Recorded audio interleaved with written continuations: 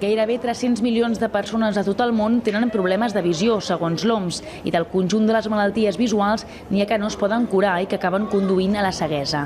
D'això tracta la nova exposició del Top Ciència, un espai del Cosmocaixa on s'exposen investigacions científiques actuals.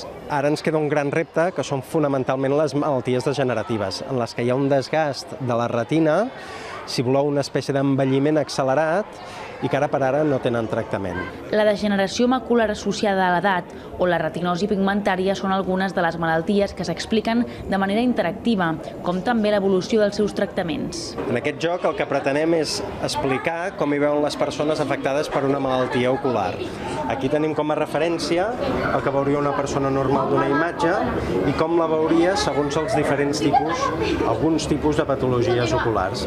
En el cas de la degeneració macular, una de cada 4 persones majors de 80 anys la patirà i es tracta de la causa principal de pèrdua de visió a Occident. Des de la Barcelona Macula Foundation volen conscienciar de la importància d'investigar sobre la vista i la ceguesa en un planeta on 40 milions de persones són cegues.